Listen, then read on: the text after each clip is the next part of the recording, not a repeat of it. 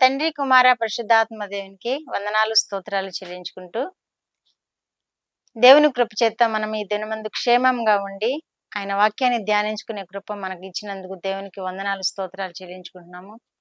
మీ కుటుంబాల్లో కూడా నెమ్మదిని, క్షేమమును అనుగ్రహించిన దేవునికి మేము కూడా వందనాలు చెల్లించుకుంటున్నాము. దేవుడు మనల్ని కాపాడబట్టి ఈ విధముగా జీవించగలుగుతున్నాము.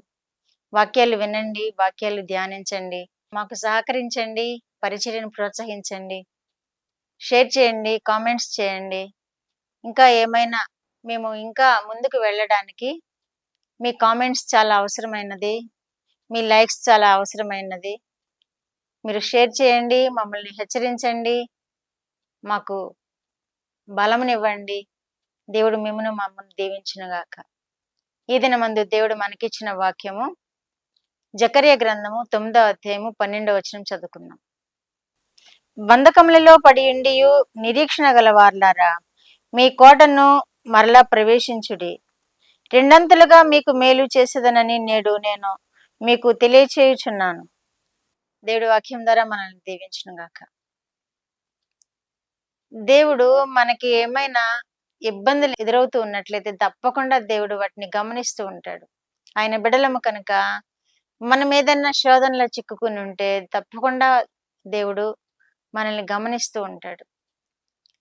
ఆయన తప్పకుండా మనకి ఆ సమయంలో ఆయన వాగ్దానం ఇచ్చి ఆదుకుంటాడు.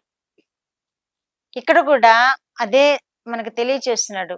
పేతురు కూడా, పౌలు, శీలలు కూడా బంధకములలో ఉన్నారు. వారు ఎంతో కష్టాల్లో అనుభవిస్తున్నారు. బంధకాల్లో ఉండి దేవుడు వారిని చూచారు. అక్కడ బంధకములు అంటే కనీసం జైలు పాలు కాకపోయినా ఇంకా అలాంటి కష్టం ఏమైనా ఉందేమో, అలాంటి బంధకాలు ఏమైనా ఉన్నాయేమో, వారికి దేవుడు తప్పకుండా విడుదల కలుగు చేస్తానని వాగ్దానం చేస్తున్నాడు. బంధకములలో పడి ఉండియు నిరీక్షణ గలవార్లారా, ఏదైనా శ్రమ కలిగిందా, అయినప్పటికీ మీరు దేవుని యందు నిరీక్షణ ఉంచిన వార్లారా అంటున్నాడు దేవుడు. ఇక్కడ మనము ఏ సమస్యలు చిక్కుకున్నా గానీ, ఏ ఆపదలో ఉన్నప్పటికీ, ఆపదంటే మరీ ఇబ్బందికరమైన పరిస్థితులు కాకపోవచ్చును, ఏ ఇబ్బందిలో ఉన్నప్పటికీ ఆ ఇబ్బందుల్లో మనము వేదన పడుతూ ఉన్నప్పుడు, ఆ ఇబ్బందుల్లో మనము బాధపడుతూ ఉన్నప్పుడు, ఆ ఇబ్బంది అనే బంధకంలో మనం చిక్కుకున్నప్పుడు దేవుడు మనకి వాగ్దానం చేస్తున్నాడు. నిరీక్షణ గలవారులారా, బంధకములలో ఉండి నిరీక్షణ గలవారులారా, మీరు కోటలలో ప్రవేశించుడి అంటాడు. కోటలలో ప్రవేశించడం అంటే మన క్షేమకరమైన నివాసంలోనికి ప్రవేశిస్తాము. ఆ బంధకము నుండి విడిపింపబడతాం, ఆ శ్రమ నుండి విడిపింపబడతాం, ఆ చిక్కు నుండి విడిపింపబడతాం. మనల్ని విడిపించే దేవుడుగా ఉన్నాడు. ఇక్కడ మనల్ని కాపాడే దేవుడుగా ఉన్నాడు, మనల్ని పోషించే దేవుడుగా ఉన్నాడు. కనుక మనము ఆయన వైపు చూసినప్పుడు ఏ విధమైన బంధకమైనా కానీ, ఏ విధమైన శ్రమ అయినా కానీ, ఏ విధమైన ఇబ్బంది అయినా కానీ ఆయన మనల్ని విడిపిస్తానంటున్నాడు. మనల్ని క్షేమ శిశులోనికి నడిపిస్తానంటున్నాడు. కోటలోనికి ప్రవేశించడం అంటే, కోట అంటే ప్రొటెక్షన్ అనమాట. కోట అంటే మనకి దేవుడు ఇచ్చే కాపుదల. ఆ కాపుదల మనకు అనుగ్రహిస్తున్నాడు కాబట్టి కోటలోనికి ప్రవేశించుడి అంటున్నారు. ఆ సంరక్షణలో మనల్ని ఉంచుతానంటున్నాడు. ఆ సంరక్షణలో మనం ఉన్నప్పుడు ఆ బంధకాలన్నీ మన నుండి తెగిపోతాయి. ఆ కీడంతా తెగిపోతుంది.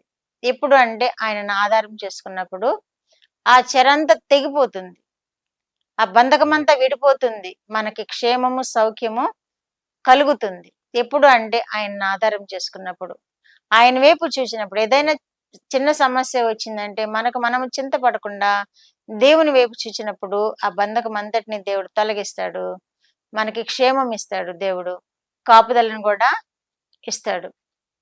రెండంతలుగా మీకు మేలు చేసేదనని మీకు తెలియచేయుచున్నాను అంటున్నారు.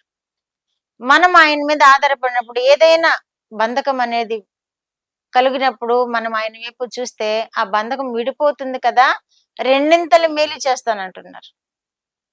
ఆయన మహిమార్థమై మనకు రెండింతలు మేలు చేస్తారు, ఆయనకి సాక్ష్యార్థమై మనకు రెండింతలు మేలు చేస్తారు. కాబట్టి ఆ బంధకాలన్నీ తెగిపోయిన రోజు తప్పకుండా దేవునికి సాక్షులుగా నిలబడాలి, ఆయన గొప్ప చేయాలి. నన్ను ఈ బంధకము నుండి దేవుడు విడిపించాడు, ఈ ఆపద నుండి విడిపించాడు, ఈ శ్రమ నుండి నన్ను తప్పించాడు దేవుడు అని సాక్షులుగా నిలబడినప్పుడు రెండంతల మేలు చేస్తాడు దేవుడు. రెండంతల ఆశీర్వాదాలు ఇస్తాడు. ఆయన మహింపరిచినప్పుడు ఆయన ఎంత సంతోషిస్తారు మన ఎడల. ఆయనను స్తుతిస్తూ ఉన్నప్పుడు, ఆరాధిస్తున్నప్పుడు, ఆయన చేసిన మేళ్లను చెప్పుకొని ఆయనను మహింపరుస్తూ ఉన్నప్పుడు మన యందు ఎంతో ఆనందించి రెండంతల ఆశీర్వాదాలు, రెండంతల మేలులతో మనల్ని తృప్తిపరుస్తానంటున్నాడు. కాబట్టి ఆ విధముగా మనం చేద్దాము, దేవుని చేత ఆశీర్వదింపబడదాము, దేవుని ప్రాకారంలో మనం ఉందాము. దేవుని ప్రాకారంలో ఉంటే దుష్టుడు కూడా మనల్ని సమీపించలేడు, ఏ కీడు మనకి చేయలేడు వాడు. కాబట్టి దేవుణ్ణి హత్తుకొని జీవిద్దాము, ఆయన క్షేమస్థితిలో మనము కాపాడబడదాము. ప్రార్థన. మా దేవా, మా ప్రియ పరలోక ప్రభువా, మీ పరిశుద్ధ పాదములకు వందనాలు, స్తోత్రాలు.